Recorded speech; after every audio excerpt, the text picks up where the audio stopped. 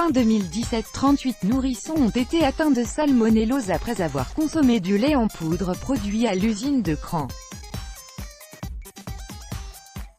6 mois après sa fermeture, le site a repris sa production pour des essais qui pourraient précéder un redémarrage de l'usine d'ici quelques semaines.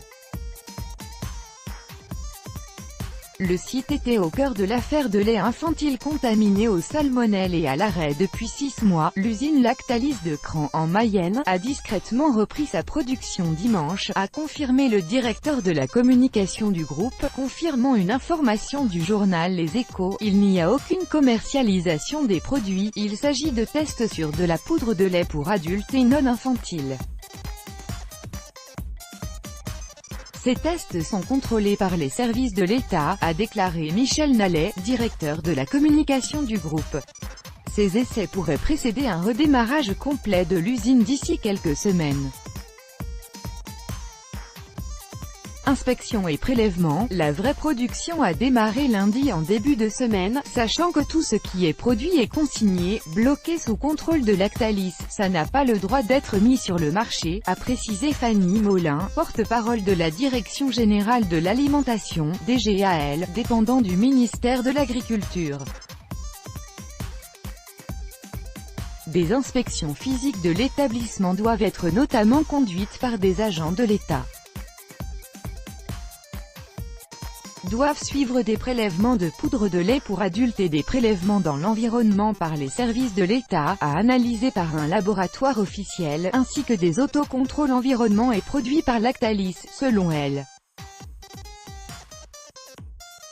Ce nouveau plan d'autocontrôle, considérablement renforcé, doit permettre de déterminer des niveaux de contamination beaucoup plus faibles que le plan qu'il y avait avant, assure Fanny Molin. Si tous ces éléments sont convergents pour montrer qu'il y a une maîtrise du risque sanitaire de la part de l'opérateur, on pourra envisager de faire un redémarrage de fabrication de poudre de lait infantile, ajoute la responsable. On va être sur des délais de quelques semaines pour que l'usine fonctionne à nouveau totalement, indique-t-elle.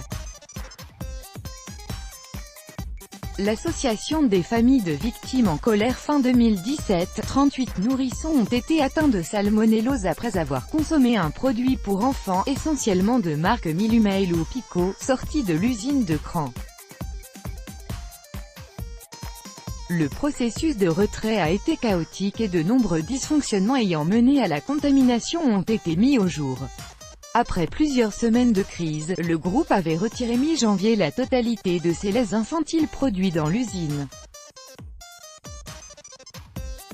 L'association des familles de victimes a dit jeudi, s'offusque d'une telle décision et réclame l'arrêt immédiat de la production.